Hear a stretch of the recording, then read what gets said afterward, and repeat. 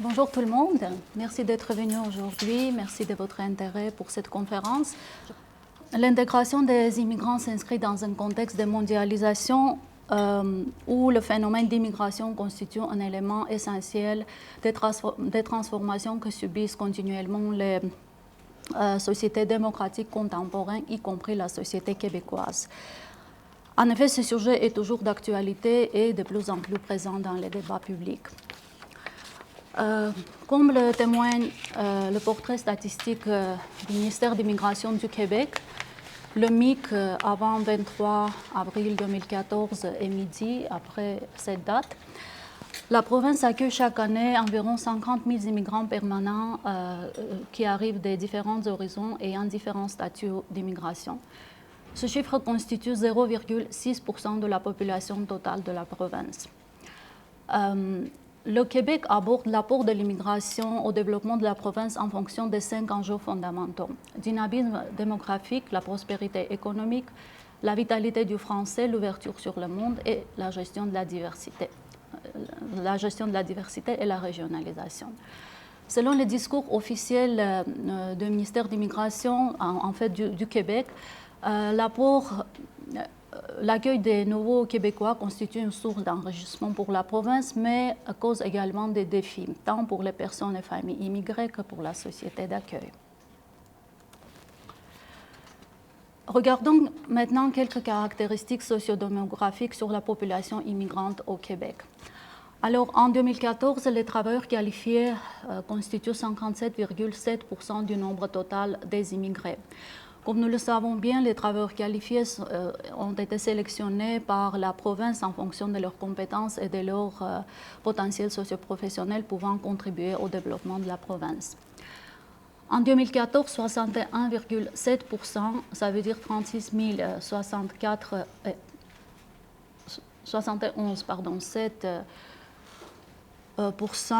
36 064 immigrants sont installés en Montréal comparativement à 53 590 personnes arrivées depuis moins de 5 ans qui sont installées en Montréal en 2011.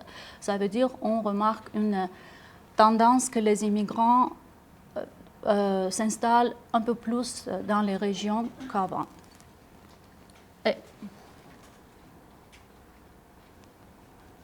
Un peu moins qu'avant, s'installent dans les régions. En 2014, seulement 58,6% ont déclaré connaître le français à leur arrivée. Ça veut dire que beaucoup de personnes arrivent des pays non francophones.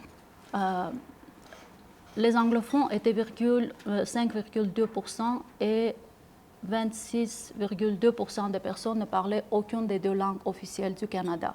Donc évidemment, la non-maîtrise de la langue de la société d'accueil va freiner l'intégration, la possibilité de trouver un emploi et de se sentir comme citoyenne à part entière de la société, dans la société d'accueil.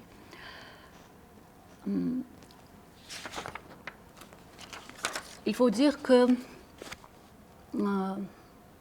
selon les statistiques, les nouveaux arrivants sont souvent des jeunes familles ayant des enfants en bas âge. En effet, être jeune constitue un des critères de sélection des immigrants. Ainsi, toujours en 2014, 36,6% de cette population avait entre 25 et 34 ans à leur arrivée. 21,6% étaient dans la catégorie des 35 à 44 ans et 10,2% avaient l'âge de 15 et 24 ans et 21,2% étaient des enfants de 0 à 14 ans. Ces personnes ont souvent de faibles revenus et vivent l'isolement et une perte de repères à cause de leur immigration récente, et on y retrouve aussi des familles monoparentales et des personnes seules. Les nouveaux arrivants font donc souvent face à des problèmes financiers.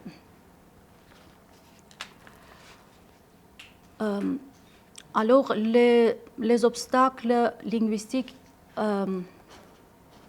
oui, il faut aussi dire que dans la plupart des cas, les nouveaux arrivants proviennent des pays non francophones. Comme démontrent les statistiques, seulement 8,4% de ces personnes proviennent de l'Europe occidentale et septentrionale. Alors, évidemment, la personne va avoir une vision du monde, des croyances et des valeurs différentes relatives à ceux de la société d'accueil. Et cette distance culturelle crée des fois des situations où ces gens-là se retrouvent aux prises avec divers dilemmes culturels dans la société d'accueil.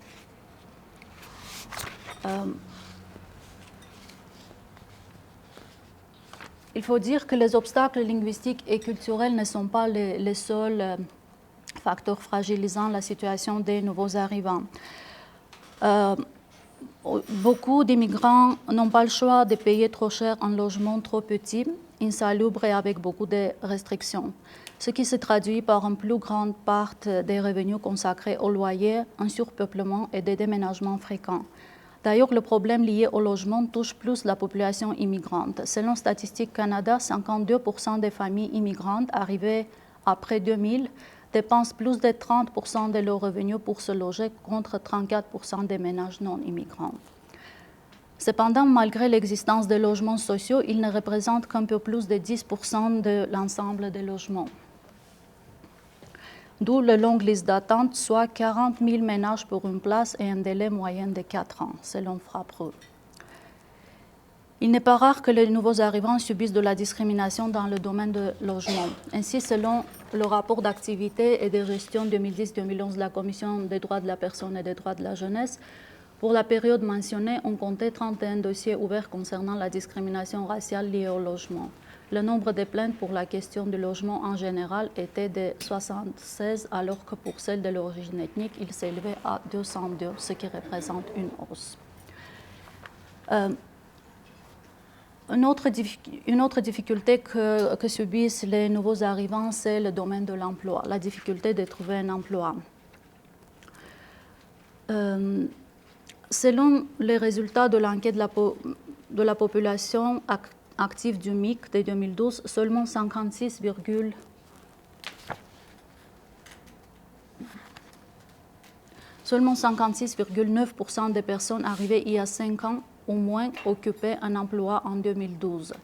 De plus, 16% de ces personnes travaillaient à temps partiel. Cependant, le niveau de scolarité des nouveaux arrivants ne cesse à progresser et il est actuellement largement supérieur à celui des natifs selon IRIS 2012.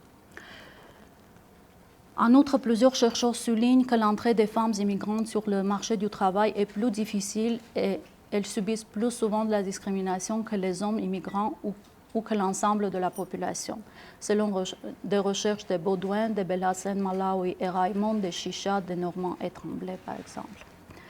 Évidemment, la difficulté de trouver un emploi va mettre la personne et sa famille en situation de précarité financière.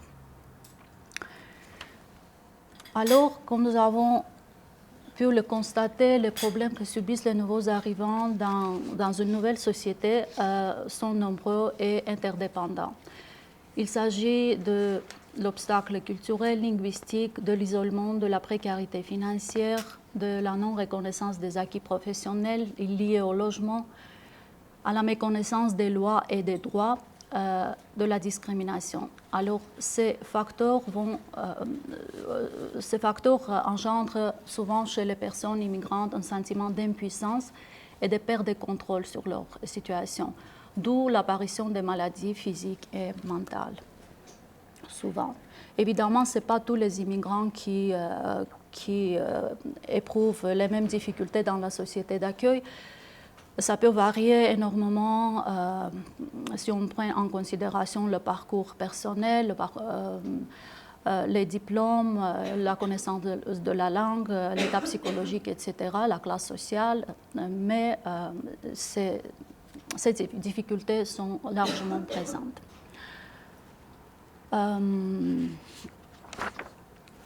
Passons maintenant au cadre conceptuel qui a pour but de clarifier les concepts clés de ce projet. Il s'agit notamment de l'intégration, de l'interculturalisme, de l'approche interculturelle et de la perspective d'empowerment. Gérard Bouchard, coprésident avec Charles Taylor des accommodements raisonnables, relie étroitement le concept d'intégration des immigrants à l'interculturalisme.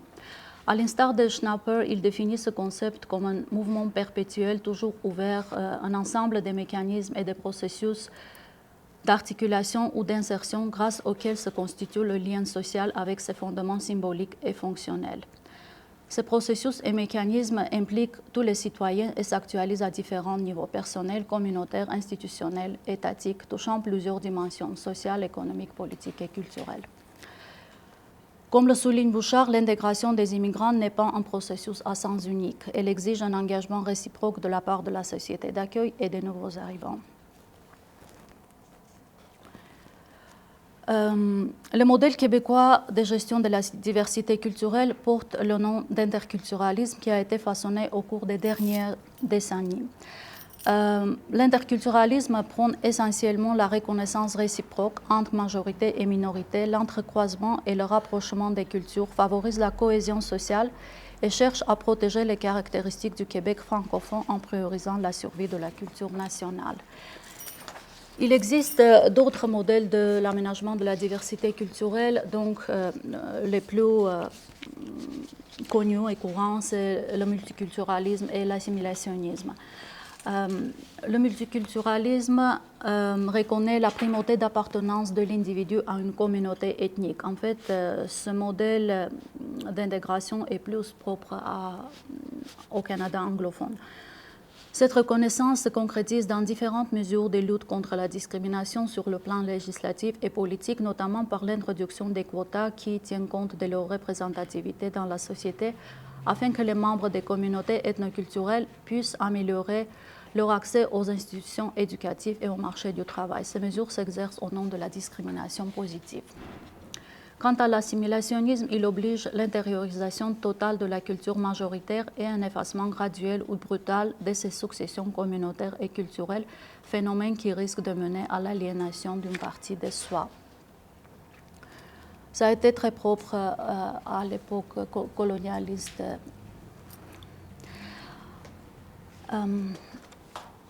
Approche interculturelle. Voici comment Abdallah Pretzel définit l'approche interculturelle. En fait, ce concept est développé à partir des années 1970 aux États-Unis. Selon Abdallah Pretzel, c'est l'interaction des deux identités qui se donnent mutuellement un sens dans un contexte à définir chaque fois. C'est un processus ontologique d'attribution des sens et un processus dynamique de confrontation identitaire qui peut malheureusement évoluer vers un affrontement identitaire, une dynamite identitaire. L'approche interculturelle offre un modèle dont l'avantage consiste dans sa capacité à s'adapter à toutes les populations indépendamment de leur origine ethnique. Dans la communication interculturelle, Cohen-Emerick, qui est un théoricien assez connu dans le domaine de l'approche interculturelle, elle met notamment en science le phénomène du choc culturel, qu'elle définit comme une situation émotionnelle et intellectuelle apparaissant chez les personnes qui, placées occasionnellement ou professionnellement hors de leur contexte socioculturel, se trouvent engagées dans l'approche de l'étranger. Le choc culturel se présente comme un révélateur des représentations des normes et des valeurs personnelles. C'est en tenant compte de ces éléments qu'il est possible de donner sens aux situations vécues par les migrants et d'orienter les interventions en conséquence. Cohen-Emerick provient qu'il faut éviter la représentation globalisante et figée de la culture, car cette dernière est en évolution continue et peut varier en fonction des différents éléments à l'étude. Il est important alors que l'intervenante non seulement évite les généralisations, mais qu'elle amène la personne immigrée à tenir compte de son propre cadre de référence lié à différentes appartenances. Cohen-Emerick met en science notamment des obstacles liés à la communication qui peuvent surgir lors de l'interaction entre l'intervenante et la personne en question. Il s'agit notamment des préjugés, des stéréotypes, des exotismes, de la minimisation, de l'ethnocentrisme. En ce qui concerne les préjugés, ce sont des a priori relatifs à la personne, des prêt-à-penser. Les stéréotypes sont très proches aux préjugés. Ce sont aussi des a priori qui circulent largement dans la société. L'exotisme, c'est une approche idéalisée relative à la culture de l'autre. Ça veut dire tous les traits culturels de la personne sont les meilleurs, qui est différent qui ne reflètent pas nécessairement la réalité. La minimisation, c'est un désir sans réserve de s'approcher de l'autre sans tenir compte de son originalité, de ses particularités. L'intention de l'intervenante peut être bonne dans ce cas-là, mais ça ne veut pas dire que la personne immigrante ne va pas nécessairement accepter cette approche. Et l'ethnocentrisme, c'est considérer sa propre culture comme la meilleure, comme supérieure.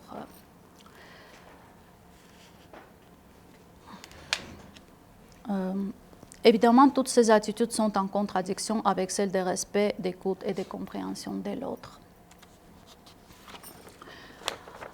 Cohen-Emerick propose 3 démarches à faire afin d'accéder à une meilleure compréhension de l'autre. Il s'agit de la décentration, de la découverte du cadre de référence de l'autre et de la négociation de médiation.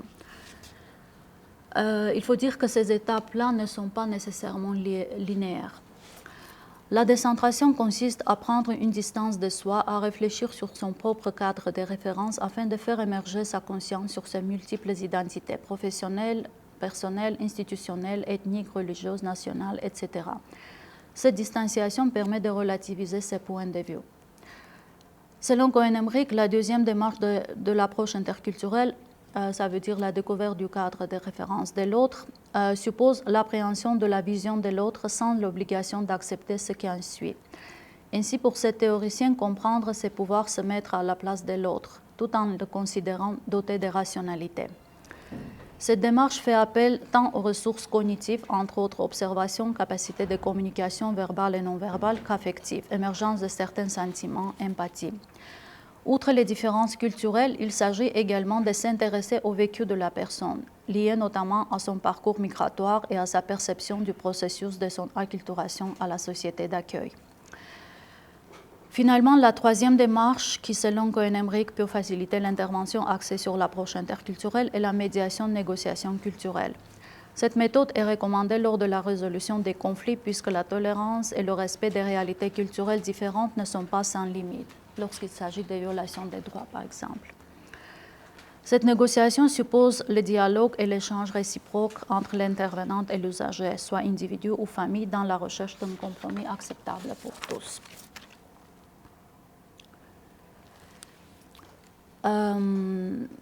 Passons maintenant à l'approche d'empowerment. Simon souligne que l'empowerment n'est que le plus récent terme qui était au cœur du travail social depuis les années 1890 encore. Il prend ses racines des Settlement Movement, un mouvement social réformiste qui s'est développé à partir des années 1880 en Angleterre et aux États-Unis. L'objectif de ce mouvement était de soulager la pauvreté par le biais de partage des connaissances et des cultures entre les voisins. Ils offraient des services de garde, d'éducation et de santé afin d'améliorer la qualité de vie des pauvres dans ces endroits. Selon Yinax, en 2008 déjà, le terme empowerment désigne la succession d'étapes par lesquelles un individu ou une collectivité s'approprie le pouvoir ainsi que sa capacité de l'exercer de façon autonome. Selon lui, ce phénomène est conditionné par 2 dispositions, le droit des individus et des collectivités à participer aux décisions qui les concernent et l'existence des compétences nécessaires chez les individus et les collectivités pour cette participation ou potentiel à les acquérir. En parlant de l'empowerment, on ne peut pas laisser à côté le concept d'oppression qui est vraiment au cœur de l'empowerment. D'où la préoccupation par la justice sociale et la nécessité du changement social dans les structures politiques, sociales et économiques. Selon Free, être en situation d'oppression, c'est avoir des choix limités et des contraintes dans ces mouvements causés par un ensemble de forces interreliées qui, n'étant ni naturelles ni accidentelles, sont évitables.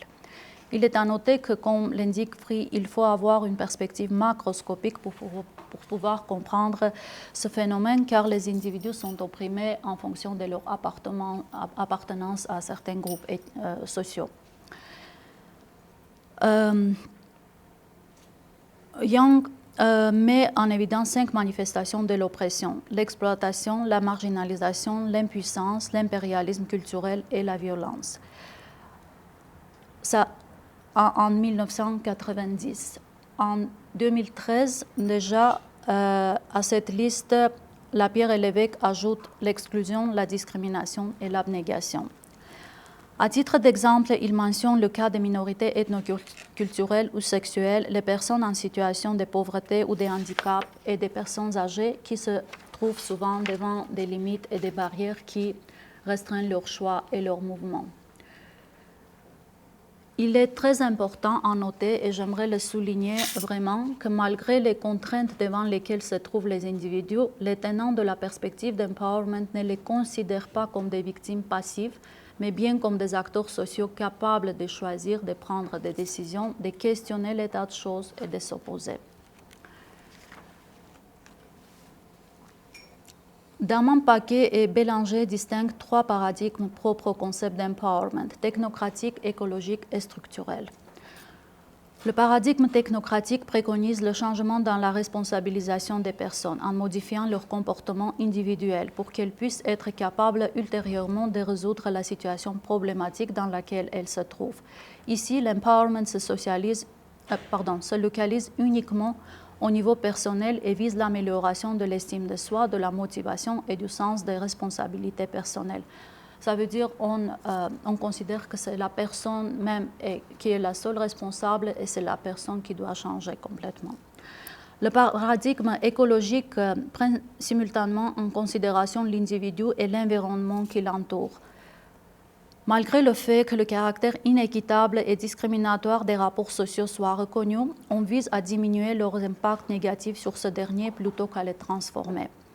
L'empowerment consiste ici à développer chez les individus et les groupes certaines habiletés permettant de partager le pouvoir et d'agir en ayant moins de contraintes dans un contexte concret. Finalement, le paradigme structurel considère les inégalités sociales à la base des difficultés qu'éprouvent les individus et les groupes. Cette conception sollicite une position radicale et conflictuelle en ce qui concerne les actions à réaliser pour changer les structures sociales, politiques et économiques qui limitent l'accès des individus aux ressources. Ici, il s'agit de l'empowerment politique qui défend des valeurs démocratiques.